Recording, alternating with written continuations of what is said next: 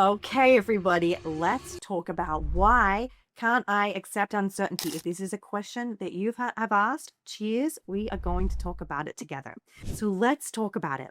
There is an anxious person and a non-anxious person, and they both have an upcoming doctor's appointment, okay? The non-anxious person is going to the doctor's appointment. They have a normal degree of anxiety or uncertainty about it, and they get up through their week pretty well. The anxious person spends a ton of time in the week coming up to that appointment, or a ton of time after that appointment waiting for the test results, worrying, catastrophizing, going to the worst case scenario. Let's use another example. A non-anxious person and an anxious person both receive a text from a person. Might be a simple, very simple statement with a very short period at the end. The non-anxious person can understand that they probably lost track of time or they didn't have a lot of time to respond, whereas the anxious person has so much anxiety about what does this mean? What do they think? Do they hate me now? Why didn't they respond back with hearts emojis and exclamation marks? And if that is you, I want you to know you're in the right place. What we have to understand here is for the non-anxious person, uncertainty feels uncomfortable, but it feels tolerable. Whereas for the anxious person, uncertainty feels unbearable and it feels like it's a dangerous situation. It feels like we are under threat. Now, why is this? Historically, we know that the unknown meant danger. You didn't know what the weather was. They didn't have the internet to detect the weather. They didn't have GPS to tell you when bad people are coming or the news to let you know that something bad. It was a constant state of uncertainty. And when our ancestors couldn't predict what was coming, survival depended on preparing for the worst always. And our brain has done that for many thousands of years and has evolved because of that. But now, in a world where we have uncertainty, the more we are addicted to or attached to or obsessive and compulsive about getting certainty, the more we want to escape it, the more we will do to escape it. Now, let's talk about why this is the case. Now, historically, if things were unknown back in the day, that meant danger. And so our ancestors, they couldn't predict what was coming. And so their survival depended on preparing for the worst. Now, your brain is doing exactly what it evolved and was made to do. But the problem here is that this is not about not knowing. We've not known, we've had uncertainty for years, decades, centuries. What the problem here is what we do when we experience that uncertainty. Now, as we move here, I don't want you to beat yourself up. I want you to be so stinking gentle with yourself because I'm like you. I have anxiety. So the idea of uncertainty is not my favorite. In fact, it kind of sucks. And so I want you to be really gentle with yourself. This is not that you've done anything wrong. You are doing exactly what you were trained to do. But we can make some small tweaks on how to improve that. And that's what we're going to talk about here today. Okay, so this actually has a name, believe it or not. It's not that there's nothing wrong with you. There's nothing like particularly that we need to be concerned about. But it does have a scientific name. And the name is Intolerance of Uncertainty. If you read all of the research articles, it's called IU. And what this means is it's the inability to sit with not knowing what is going to happen in the future. And that is really hard for us anxious and depressed folks. Now, let me explain what this looks like. There is a trigger. Something happens, like I talked about at the beginning. You have a doctor's appointment. You got a text with a weird ending to it. You're triggered. You then will experience natural, normal uncertainty. But if you respond to that uncertainty from a place of like, I don't want this, I want it to go away, what can I do to rid myself of this feeling? You're going to engage in a behavior of avoidance. Now, it might be in the form of asking for reassurance so that you can avoid the feeling of uncertainty. It might be doing a physical behavior so you can remove the feeling of uncertainty. It might be doing mental compulsions so that you can get rid of this uncertainty. It might be a whole slew of things you might do to get rid of. It might be asking for reassurance, Googling, chatting on AI, whatever. Whatever you're doing it because you don't want to feel this feeling. Again, I don't blame you. It's not easy. It's not comfortable. But what happens when we do that is it does give us relief. But next time the trigger comes, we haven't stretched that ability to be uncertain. We haven't practiced that ability to feel this discomfort. And so it sort of narrows our ability or our window of tolerance of it. Let's talk about what that looks like. I always think about that like a rubber band. So if you think of your uncertainty rubber band, we want to be able to stretch it really, really wide. We want to have a really wide, stretchy ability to tolerate discomfort. You might think, well, no, mine's like very hard and it's very hard to pull it, stretch it. And if that's the case, that's okay. We've got solutions for you here. But what we can also, another way we can think about it is the spectrum of tolerance for uncertainty can be very narrow or it can be very wide. There are some people who don't have anxiety who have a very wide tolerance for uncertainty. And then there are where depending on the day and your cycle and menstrual cycle, or whether you got enough sleep, or whether you've eaten or drank, or whether you've had a lot of stress, that those things can determine how much tolerance you have. And there will be days where you're much better, and there'll be days when you're really not good at it at all. And that's very, very normal. Okay, so before we move on, there is something I want to sort of tell you or share with you that I observe with my clients.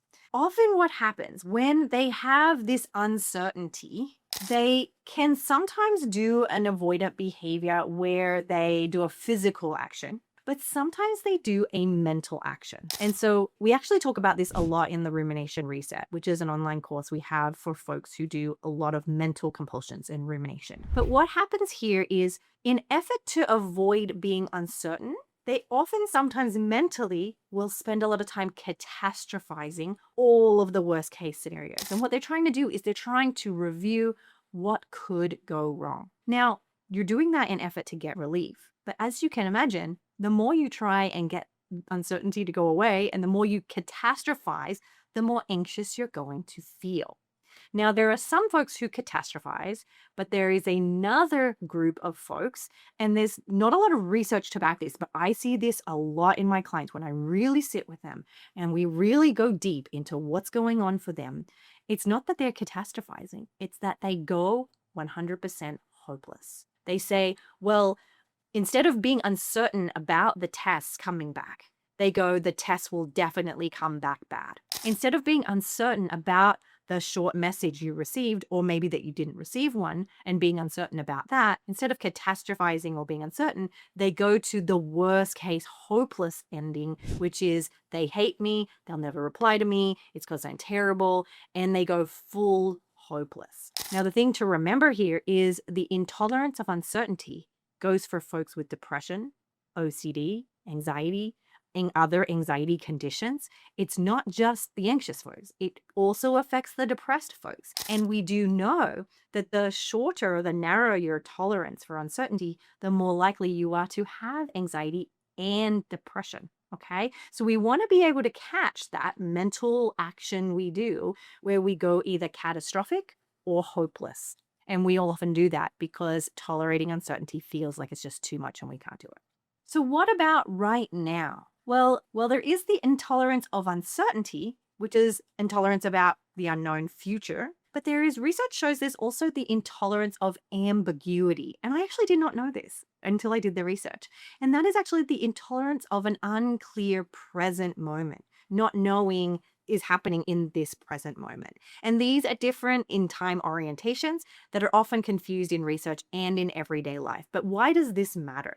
It's because naming it actually allows us to be more clear in how we practice. Now, the truth is, we're actually going to use very similar skills, but for now, let's focus on the tolerance of uncertainty and the specific skills we're going to use when that shows up. So what does this mean for you? What are we going to do now?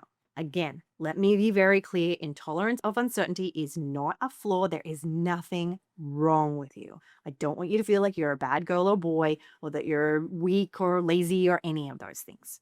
This is a shared vulnerability, as I just shared, that underlies GAD, generalized anxiety, OCD, depression. It doesn't mean something is wrong with you. It is a very common human vulnerability to feel like things are uncertain, especially if there are things that are very triggering to us or we value very much.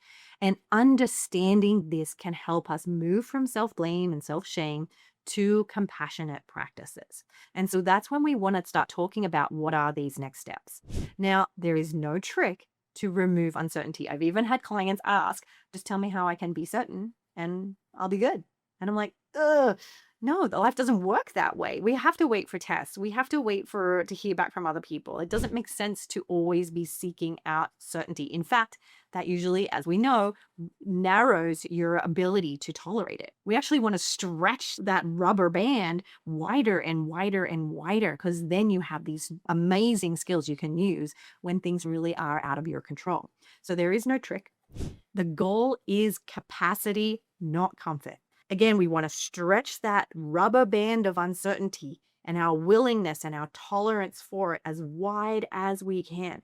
We want to do lots of reps of stretching it, getting a little bit more uncomfortable, being a little bit more uncertain, waiting a bit longer to get the answer, waiting to get relief. We want to keep stretching that rubber band. And we want to practice sitting with the I don't know without resolving it early. And that goes for the folks who go either catastrophic or hopeless. I'll often say to them, they'll say, well, what's the point?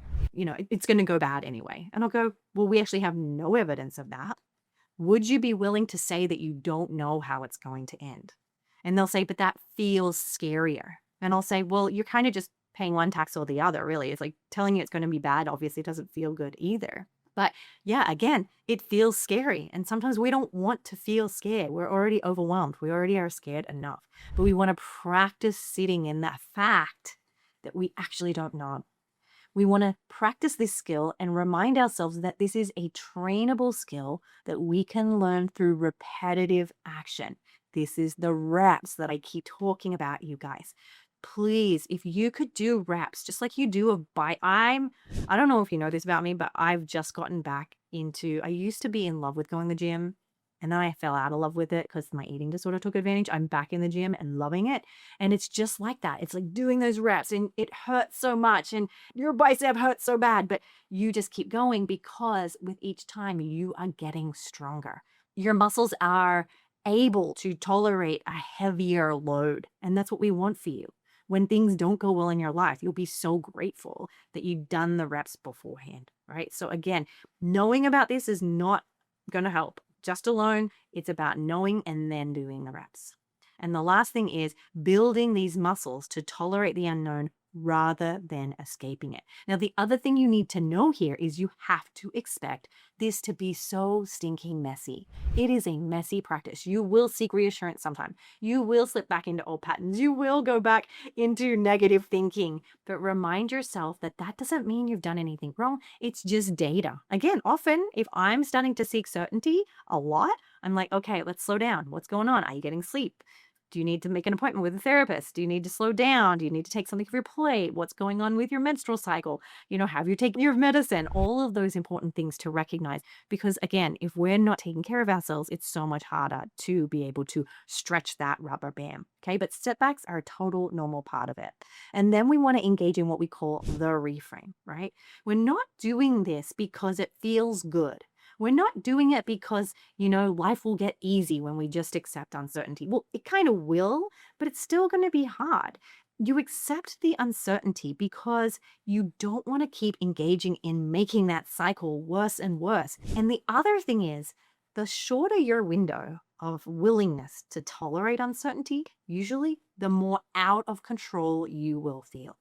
The more you feel weak at the knees when things are uncertain because you haven't practiced, right? And so we want to have I always think to myself, the biggest gift I can give myself is doing the hard thing so that I can feel confident. I get really worried about therapists who are telling people they shouldn't face their fears and that they shouldn't do hard things and that that's unfair, it's abusive. And all I can think about is we are taking away people's ability to build confidence, to build mastery. The things that I am most confident with are the things that I have failed at so many times because I've practiced them and failed and practiced them and failed. And out of nowhere, I'm like, oh, wait, I can actually do this now. That's how we build our self-esteem and our confidence. So the goal isn't less anxiety, it's a full, rich life. And this shift, I swear to you, will change everything. Now, if you want to learn more about tolerating the discomfort in this very moment, I'm going to strongly encourage you to head over to YouTube or go directly to the link after this show where I show you exactly how to stop white knuckling anxiety. It is a step-by-step tutorial of what you will need to know so that you don't white knuckle it and don't, reinforce the fear that way. Now, first of all, before we leave, I want to thank you so much for being here. I appreciate your time more than anything. I know how valuable it is. Please do subscribe, share this with anyone you think it would be helpful. I am on a mission to help 10 million people with anxiety. It is a huge, bold goal, but I've made it so big because I am absolutely committed to it. I've just made it so big so that it makes me get there, and your participation would mean so much. So thank you, and I'll see you in the next episode.